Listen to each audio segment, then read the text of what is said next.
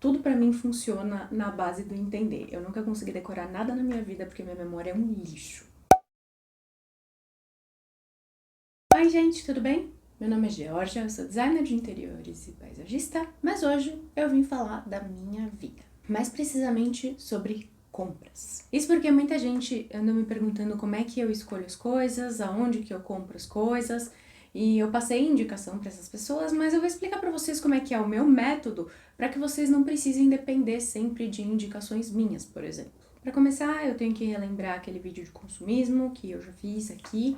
A gente já falou muito sobre esse assunto, tá? E eu vou explicar para vocês especificamente o que eu faço agora. Como eu já falei aqui algumas vezes, eu já fui muito consumista. Eu já acumulei muita coisa e até hoje eu tenho muita coisa. E o que acontece é que eu comecei a consumir essas coisas do meu passado.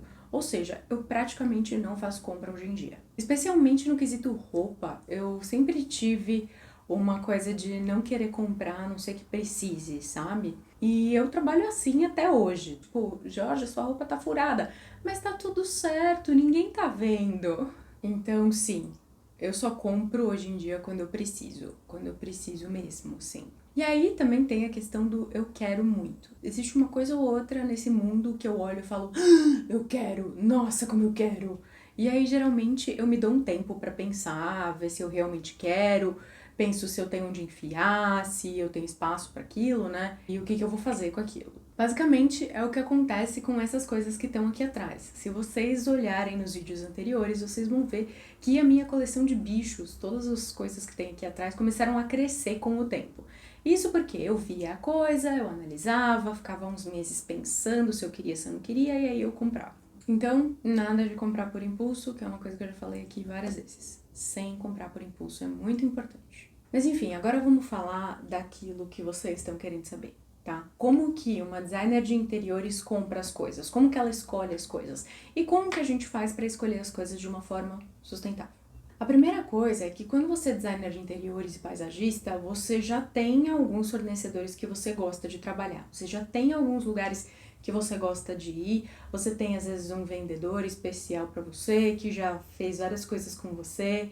Então, eu costumo trabalhar tento conhecer uma loja, fazendo uma coisa pequena, comprando uma coisa menor, principalmente quando é coisa online, eu peço para me entregar uma coisa pequena, e aí se funciona, se é uma coisa legal, aí eu posso pensar em, sei lá, comprar uma coisa maior, me comprometer mais com aquela loja específica. E eu faço isso por quê? Porque nem sempre a gente vai conseguir uma boa análise dessa loja. Você não vai conseguir sempre uma indicação.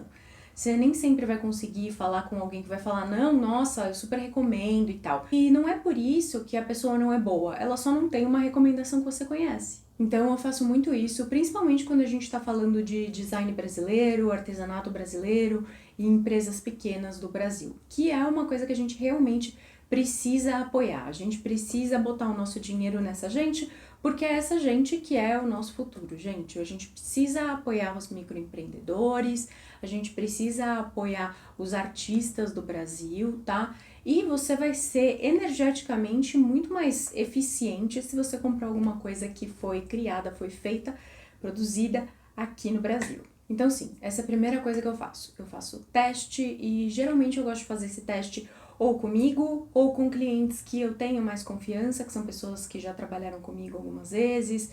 E aí eu explico a situação, eu falo, olha, eu não conheço muito bem essa loja, eu não sei como é que é o pós-venda deles, mas eu gostaria de testar porque eles têm um produto muito legal, esse tipo de coisa. Agora, um lugar legal que você pode encontrar, tipo, recomendações ou opiniões sobre aquela loja que você quer comprar é, obviamente, o Reclame Aqui. Você entra lá, vê quais são as críticas e tudo mais. Outra coisa que eu descobri que é muito interessante de se analisar são os comentários do Instagram daquelas lojas. Por quê? Pessoas que estão bravas, que estão passando por uma situação muito desagradável e não estão conseguindo contatar a loja diretamente, elas mandam mensagens nas fotos do Instagram. Então, sim, comentários em redes sociais também são uma boa forma de recomendação. Agora, existem algumas outras informações que são importantes que a gente precisa saber, tá? Obviamente que a gente precisa saber qual que é o material daquilo que a gente está comprando, a gente precisa saber qual que é o acabamento, e é muito interessante também a gente saber como ele é feito, aonde ele é feito. Esse tipo de coisa não só te ajuda a escolher uma coisa que seja mais sustentável, mas também vai te ajudar a escolher um objeto, um móvel, o que quer que seja, de melhor qualidade. Acho que a coisa mais comum que eu vejo é você entra em sites, principalmente sites de loja grande, tá? Eles escrevem madeira maciça. Tipo, o que é madeira maciça? O que é madeira maciça pra você?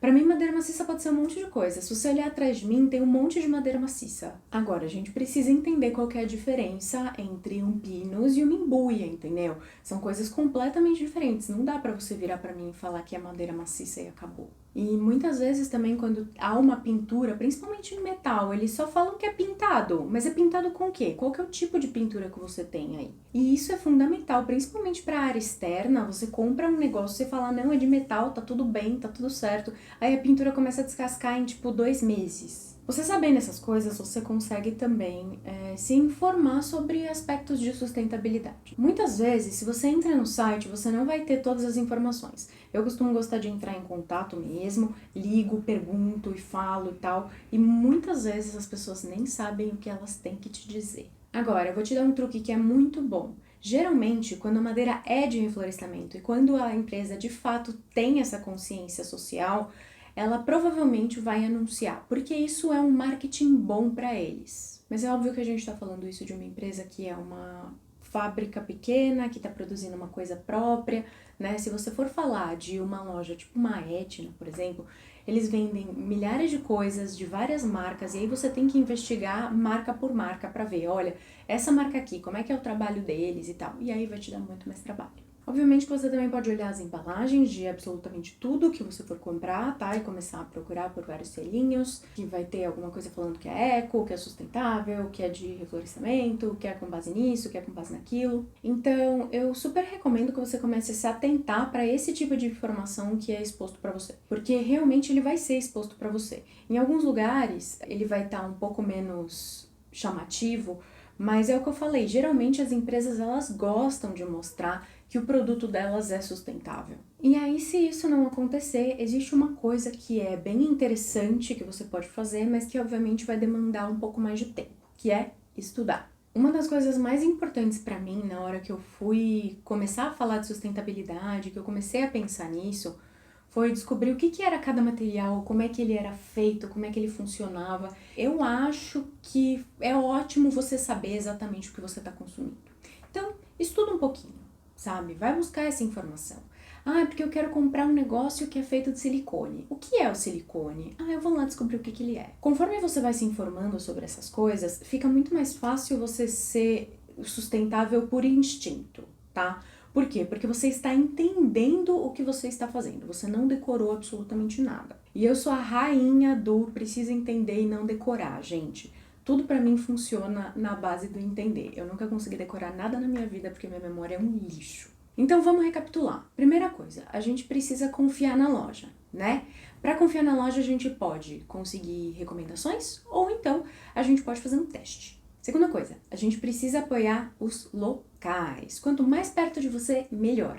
Então, vai procurar aquele pequeno empreendedor, vai procurar um artesão, vai procurar um designer brasileiro para comprar as coisas aqui no Brasil e não ter que pagar pela viagem de avião também. Outra coisa que eu sempre falo, pense antes de comprar. Nada de comprar as coisas por impulso. Às vezes é mais interessante você pensar e perder uma liquidação do que você comprar na liquidação e se arrepender, porque é muito mais barato não comprar. Próxima coisa, a gente precisa se informar. A gente precisa ler os rótulos, as embalagens, as descrições nos sites e essas coisas são muito importantes para a gente saber, não só sobre sustentabilidade, mas também sobre a qualidade do que a gente está comprando. E por fim, se nada disso funcionar, eu super recomendo que você mergulhe nos estudos.